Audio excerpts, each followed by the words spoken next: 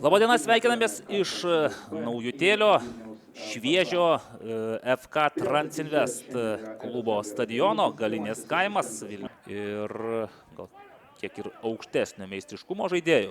Na, pažiūrėkim, kuo baigsis ši ataka, baigėsi netiksliu. Pas dabar aikštėje, bet tas dvikovas dažniau laimi svečiai ir dar vienas pavojingas smūgis iš Transinvest B futbolininkai.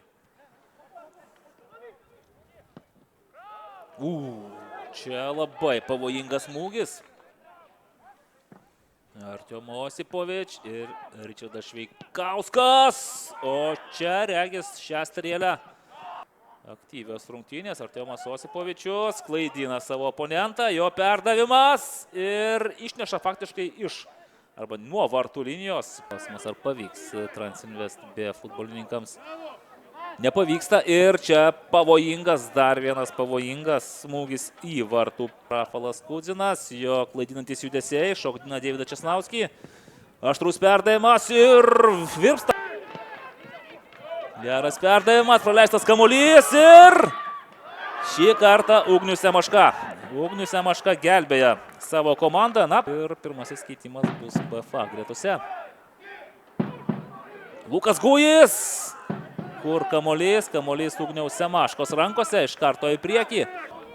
Bet ataka tęsiasi ir dar vienas viražas. Augustas Tamuševičius, jo perdavimas ir smūgis galva. Paulius Urbelionis nuginkluoja BFA ekipos vartininką Ugnių Semašką. Brendotas įvartis antrame kėlinyje tikrai turėjo gerokai daugiau ir rimtesnių progų.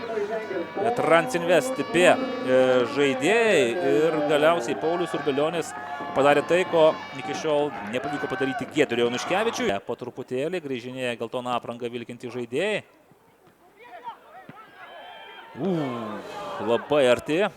Auskės klysta ir atsikirtimas, kuris gali būti labai pavojingas.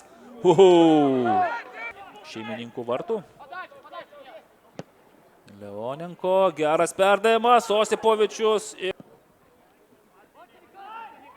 Vartininkas vėluoja ir vėl šis ir Justas Vareika, kas pirmas prie kamuolio. Urbelionis skrieja į baudos aikštelę.